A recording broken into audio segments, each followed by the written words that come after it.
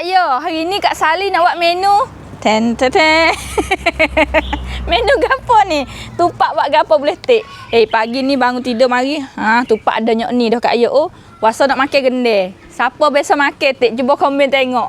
Gendeh tu goreng itulah Kak Yo. Mari kita gendeh. Ni.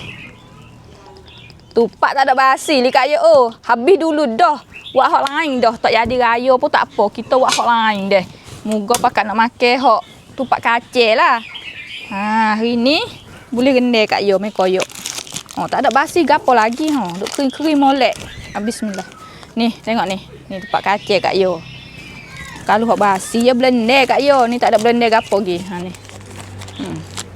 Okey. Ni kita nak buat tupak thot hat jai. Bukan kai thot hat jai hak ni. Kolo ya deh. Ni. Tupak goreng ni, duk goreng sokmo dah Kak Yo. Berlepas raya gok deh. Tak tahu nak makan gapo. Wasa tupak pun nak keras dah. Kita nak gendeh deh. Ya lembut mula Kak Yo. Malah nak kukuh basalah. Ni. Hak hitam buat juga. Hak hitam buat hari mula-mula tu lagi. Ni. Ni tupak hitam Kak Yo. Tengok tak ada blender gapo lagi. Tu. Goreng Kak Yo. Tu.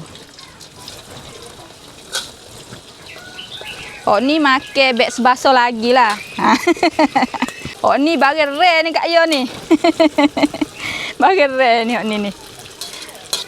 Resipi kapung-kapung. Nak makan cicak susu pun sedap Kak Yo. Makan saja pun boleh. Panas-panas ni patut gak kena pakai cumi mata Kak Yo ni. Cumi mata Kak Sali pakai ni mari pada klinik wen saya tasi rorot jala.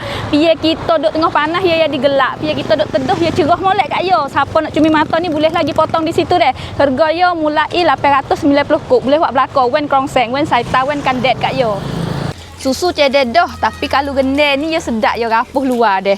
Tapi Kak Sali besok tanya demo, besok makan dok tupak gendeh. Demo kata tak besok. Bekno makan bekno tupak gendeh. Kita ni gendeh sokmo lah Kak Yo. Nak kali raya lah deh. Kalau tupak esok kel lepas raya tu, kena gendeh dah. Balik Kak Yo. Puap pergi. Tu. Tu. Dia garing luar yo. Tak usah garing sangat Kak Yo, nama ke kerah.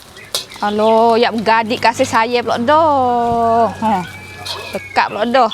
Ni bukan tupak dakak ni Kak Yo, tapi kasih juga.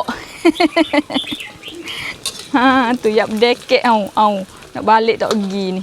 Nampak garing dah, merah dah ni, boleh akik katuk api.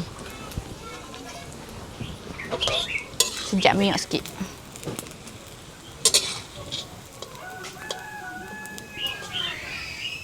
Bang sedap ni. Menu kita yang tamada. Bagi tamada tak tamada. Puap je. Turun susu Kak Yo. Cicak susu ni sedap Kak Yo. Ni. Menu piset hari ni tupak gendeh. Tupak goreng itulah ni.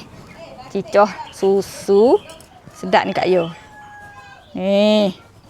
Bismillah.